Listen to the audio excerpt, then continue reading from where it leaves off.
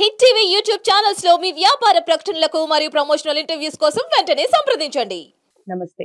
ఎన్నో ముఖ్యమైన విషయాలు అటు న్యూమరాలజీకి సంబంధించి, మనీకి సంబంధించి, యోగాకి సంబంధించి చాలా వీడియోస్ చేస్తున్నాం. మనందరికీ సుపరిచితులు విశ్వక్సేన్ గారు. ఈరోజు మనీ గురించి ఒక మంచి టాపిక్ మాట్లాడబోతున్నాం. డబ్బు ఎవరికి చేదు చెప్పండి? అసలు డబ్బుకు లోకం దాసోహం. ఈ ప్రపంచం అంతా దేని చుట్టూ తిరుగుతుందంటే డబ్బు చుట్టూనే అని అంటారు. ఏదైనా డబ్బుతో లింక్ అయ్యే ఉంటుంది. డబ్బు రావాలి అని కోరుకోవటం ప్రతి ఒక్కళ్ళ మానవుల సహజ లక్షణం ఏదైనా ఉంది అంటే అది డబ్బే. సో ఒక పరిమితికి మించి కోరుకోవడం తప్పైనా కూడా డబ్బు అనేది చాలా ఇంపార్టెంట్. అది ఎలా రావాలి, మనం ఏం చేయాలి, ఈ విషయాల గురించి లా ఆఫ్ అట్రాక్షన్ ఏం చెప్తుంది, విషయాలన్నిటి గురించి విశ్వక్సేన్ గారు ఇప్పుడు చెప్తారు. వీడియో స్కిప్ చేయకుండా చూడండి. నమస్కారం. నమస్కారం. ఓం శ్రీ గురుభ్యో నమః. సో విశ్వక్సేన్ గారు, చాలా వీడియోస్ మనం చేస్తున్నాం. ఇంతకుముందు కూడా లా ఆఫ్ అట్రాక్షన్కి సంబంధించి చాలా వీడియోస్ చేస్తున్నాం. అయితే మనీకి సంబంధించి రకరకాలుగా చాలామంది, ఈవెన్ నేనే చాలా వీడియోస్ చాలా మందితో మాట్లాడున్నాను. మీరేం చెప్తారు? అసలు మనీ మన దగ్గర ఉండాలి, అసలు వచ్చింది ఉండాలి అన్న కొంతమందికి అసలు నిలవదు కదా. డబ్బు వస్తుంది, ఎంతైతే వస్తుందో అంతకు రెట్టింపుగా మన దగ్గర నుంచి వెళ్ళిపోతూ ఉంటుంది. And at the same time అసలు డబ్బుని ఆకర్షించాలి, ఫ్లోటింగ్ ఉండాలి, మనకి ఎక్కువగా డబ్బు రావాలి అంటే ఏం చేయాలంటారు? ఏదైనా సరే యూనివర్సల్ నుంచి మనం ఆకర్షించబడాలి అంటే, మనకు కావాల్సింది మన జీవితంలోకి మనం పొందాలి అంటే, మన జీవితంలో డబ్బు కొరత లేకుండా జీవించాలి అంటే ముందు మన ఆలోచన విధానము యూనివర్సల్కి కనెక్ట్ కావాలి. తైత్తరీయోపనిషత్తు ఏం చెప్తుంది అంటే, మనిషి జీవితం యొక్క అంతిమ లక్ష్యం ఆనందంగా, ఆరోగ్యంగా, సంపూర్ణ ధనంతో జీవించాలి. అంటే సంపద సమృద్ధితో జీవించాలి. భగవంతుడు మనకి ఈ భూమి మీద పంపించింది కారణం ఏమిటంటే, అన్ని రకాల లగ్జరీస్ మీ జీవితంలో అనుభవించాలి. మీరు కష్టాలు, నష్టాలు, అపజయాలు, ఓటములతో ఈ జీవితాన్ని లీడ్ చేయడానికి కాదండి, చాలా సక్సెస్ఫుల్ లైఫ్ ని జీవించాలి. ఏ మనిషి కోరుకోడు ఆనందంగా ఉండాలని? కానీ ఆనందంగా ఉండాలని కోరుకుంటున్న ప్రతి సందర్భంలో అక్కడ డబ్బు ఒక కులమానంగా మారింది. మీరు ఎక్కడైనా చూడండి, మీ ఇంట్లో ఒక అబ్బాయి చదువుకు కానివ్వండి, అమ్మాయి వివాహానికి కానివ్వండి, ఇంట్లో శుభకార్యాలకు కానివ్వండి, కనీసం దేవాలయాల కార్యక్రమాలకు కూడా డబ్బే కావాలి.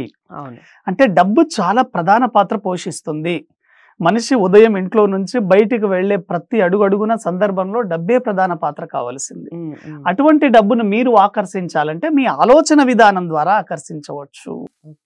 కాబట్టి మైండ్ ద్వారానే మనీని ఆకర్షించవచ్చు. అయితే లా ఆఫ్ అట్రాక్షన్ ఏం చెప్తుంది అంటే, మీరు ఏదైనా సరే కోరుకుంటున్నది అతి త్వరగా మీ జీవితంలోకి ఆకర్షించబడాలి అంటే మీ ఆలోచనని వాటి మీదకు మరల్చాలి. మీరేం చేస్తున్నారు? మీ ఆలోచనని డబ్బు మీదకి కాకుండా మీ గతంలో ఉన్నటువంటి కష్టాలు, నష్టాలు, అపజయాలు, ఓటములు, దుఃఖాలు వాటి మీదకు మరలుస్తున్నారు. కాబట్టి మీకు అవే అట్రాక్ట్ అవుతున్నాయి. కాబట్టి డబ్బు అట్రాక్ట్ కావడం లేదు. మీ జీవితంలోకి డబ్బు రావాలి అంటే మీ ధ్యాస, మీ ఏకాగ్రత డబ్బు మీదకు పెట్టండి.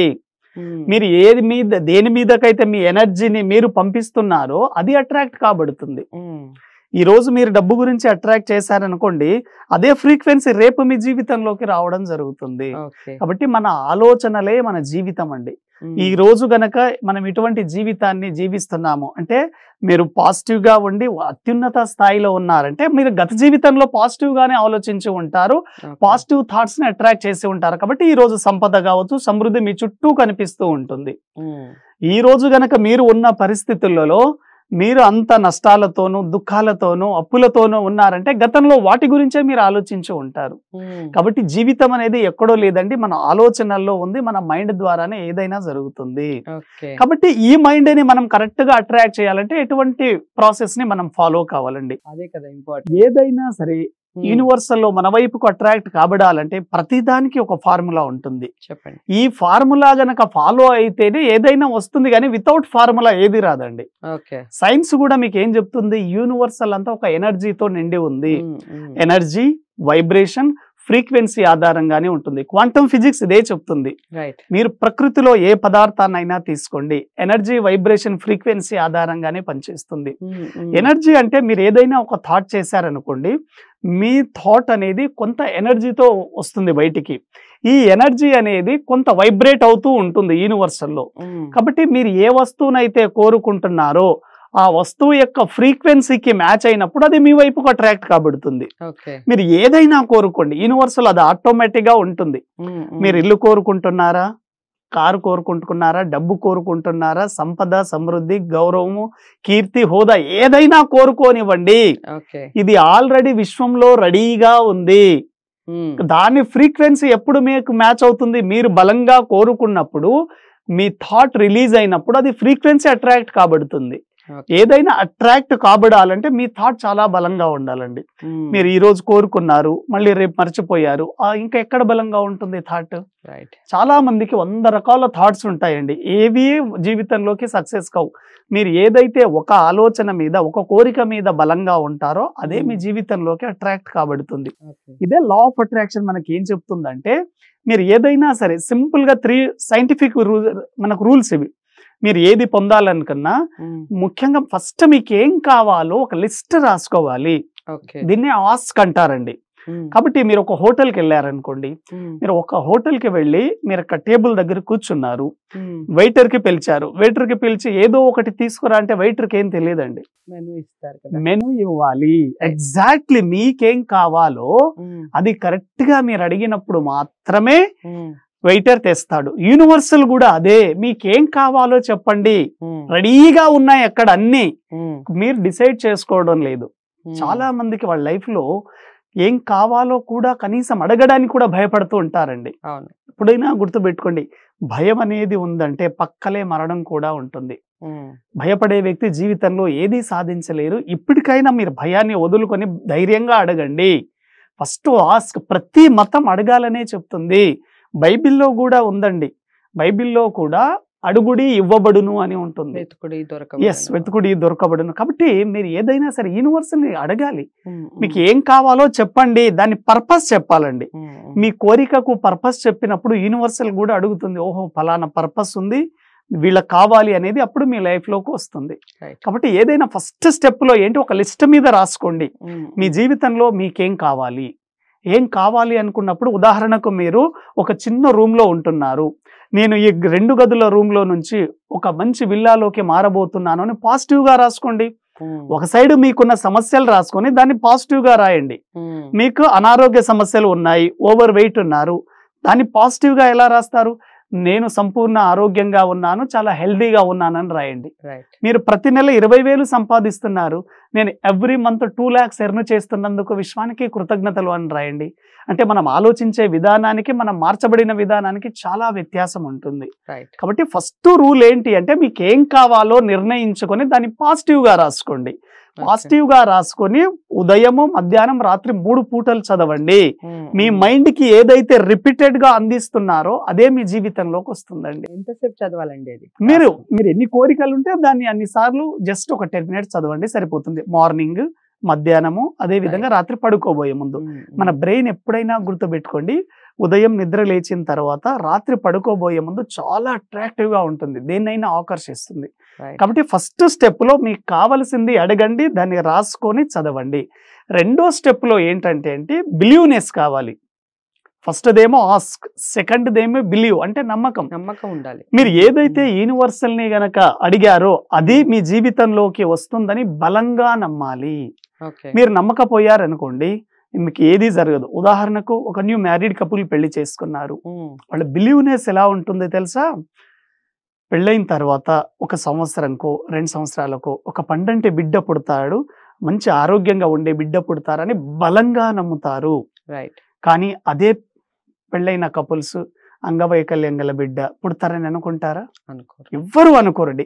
అటువంటి బిలీవ్నెస్సే మీరు మీ జీవితం మీద పెట్టండి.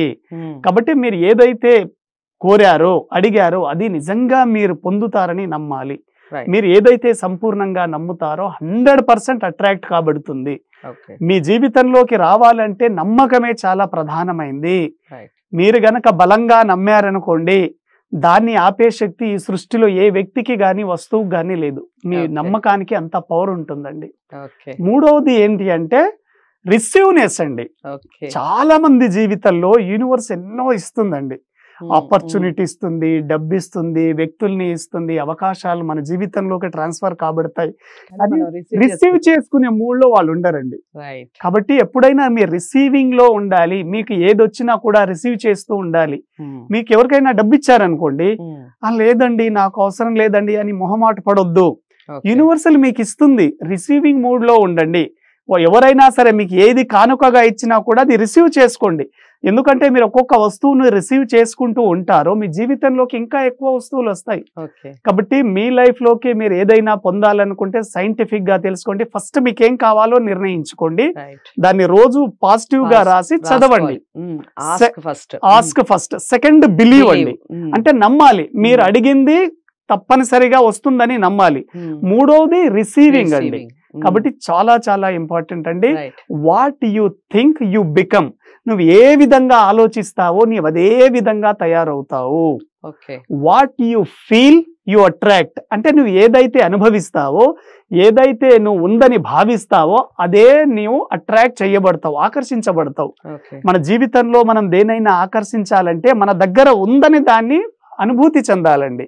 ఎప్పుడైతే మనం అనుభూతి ఫీల్ అవుతామో అదే ఎక్కువగా అట్రాక్ట్ కాబడుతుంది. ఎమోషన్స్ అదే విధంగా what you imagine you create. నువ్వు ఏదైతే దాన్ని ఊహిస్తావో అదే సృష్టించబడతావు. అది చాలా ఇంపార్టెంట్. ఇది చాలా చాలా ఇంపార్టెంట్. గౌతమ్ బుద్ధ్ ఇదే చెప్పాడండి.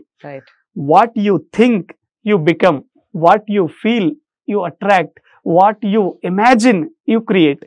నువ్వు ఏదైతే ఆలోచిస్తావో నువ్వు అదే విధంగా తయారవుతావు. నువ్వు గతంలో గనక చెడు గురించి ఆలోచించి చెడు వ్యసనాలు వాటిలో ఉంటే అదే విధంగా ఉంటుంది జీవితం. నువ్వు ఏదైతే అనుభూతి చెందుతావో అదే నీ జీవితం తయారవుతుంది, అదే ఆకర్షిస్తావు. నువ్వు ఏదైతే ఊహిస్తావో, ఇమాజిన్ చాలా చాలా, విజువలైజేషన్ ఈజ్ వెరీ గుడ్ అండి. నువ్వు ఏదైతే ఏదైతే ఊహిస్తావో అదే సృష్టించబడతావు. ఈ సృష్టిలో ప్రతి వస్తువు 2 సార్లు సృష్టించబడుతుంది. ఒకటి మానవ మేధస్సులో, రెండోది బాహ్య ప్రపంచంలో. కాబట్టి ముందు మీరు ఊహించండి, మీరు ఎలా ఉండాలనుకుంటున్నారు మీ జీవితాన్ని. ఆ విధంగా గనక మీరు ఊహించగలిగితే దాని ఆపే శక్తి ఎవరికి లేదు. అద్భుతాలు క్రియేట్ చేస్తారు. Yes, right. సో అదండి, ముందుగా మీరు అడగండి, ఆ తర్వాత నమ్మండి, ఆ తర్వాత ఖచ్చితంగా రిసీవ్ చేసుకోండి. ఈ మూడింటిని 100% ఫాలో అవ్వండి. డౌట్స్ ఏమన్నా ఉంటే, ఇంకా ఈ వీడియో ఇంత చూసిన తర్వాత కూడా ఇంకా డౌట్స్ ఉంటాయని నేను అనుకోవట్లేదు. డౌట్స్ కనుక ఉంటే కామెంట్ బాక్స్లో తెలియచేయండి. లేదా ఇలాంటి విషయాల్లో మీరు ఇంకా ఏమైనా తెలుసుకోవాలి అనుకున్నా, మీరు ఇలాంటి విషయాల్లో ఏదైనా ప్రాబ్లమ్స్ ఫేస్ చేస్తున్నా విశ్వక్సేన్ గారిని కలవచ్చు. స్క్రీన్ మీద కనపడే నెంబర్కి కాల్ చేయడం ద్వారా. నచ్చిందని అనుకుంటున్నాను వీడియో. లైక్ చేసి షేర్ చేయండి, ఛానల్ని సబ్స్క్రైబ్ చేసుకోండి. మరో మంచి వీడియోతో మళ్ళీ కలుద్దాం. నమస్తే.